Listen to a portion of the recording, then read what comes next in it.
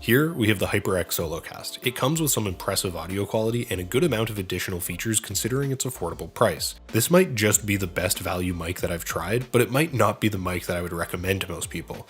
So let's get into the video and find out what this microphone is all about. For starters, I think the HyperX SoloCast is a great starter mic, especially for streaming. It comes with a pill-shaped design that has no buttons or dials. I find the overall minimalistic look to be professional, so it would fit in nicely during Zoom meetings. It's also small and it doesn't take up very much space on my desk. The mic is housed in a metal external pop filter, and the lower half is made of a base out of both metal and plastic, which feels like quality with no noticeable creaking.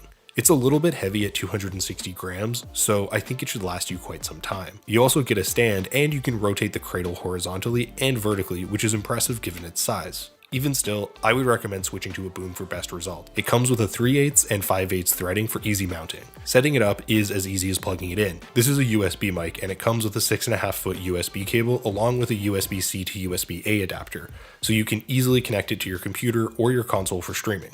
I would have liked to see a headphone jack, internal pop filter, or a shock mount, but this is understandable given the price. You get a condenser capsule and a compact cardioid microphone that effectively captures sound coming from the front and the sides.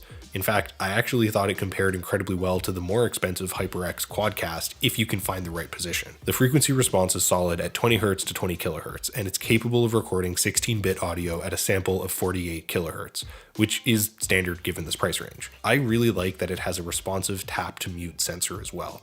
This gives it the advantage over some of the competition. It's touch operated and it should help you eliminate background keyboard noise during meetings. A single indicator light will blink when you know this feature is enabled. I thought the audio quality was nice and it outperformed my expectations. It's a sensitive mic, so eliminating unwanted echo might take a little bit of work in noisy environments. This also means that you have a more specific effective range. In my experience, 1 foot is the maximum distance before the sound degrades and drops noticeably in volume and mid-range clarity, while 4 inches away is pretty optimal. Even though the SoloCast has a more forgiving effective range and a warmer sound, it also tends to pick up background ambient noises like key presses more than the Razer Siren Mini. The mic's audio accuracy is also noticeable, so both high and low voices shouldn't have an issue coming through clearly. I was disappointed to see that there's no gain control knob, which is really helpful for on-the-fly adjustments, but it reproduces a warm, high-fidelity audio. It gives a nice natural vocal sound with less harshness and sibilant sounds than competitors like the Blue Snowball Ice at an affordable cost. It's also distortion-free and pretty clear, but you shouldn't expect professional grade quality. I also really like that there's no additional software needed. This reduces bloatware if your keyboard and headset are made by different manufacturers. Instead, you can make tweaks by running the audio into a DAW with plugins, which saves you space. I also think gamers will appreciate that it's certified by Discord, TeamSpeak, and it works with major streaming platforms like XSplit. Here's a microphone test against competitors or alternative budget microphones. This is a microphone test of the HyperX SoloCast.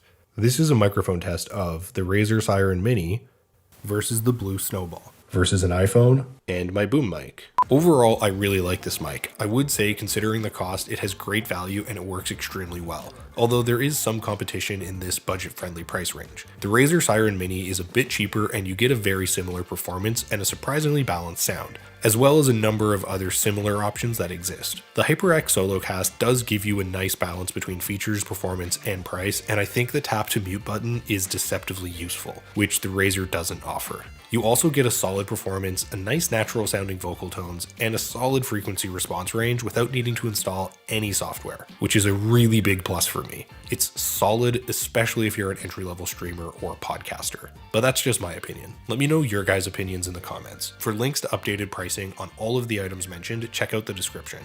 If you guys learned something or you found this video helpful, give it a like and subscribe if you're new to the channel and you like short, informative tech videos. Till next time, I'll see you guys later.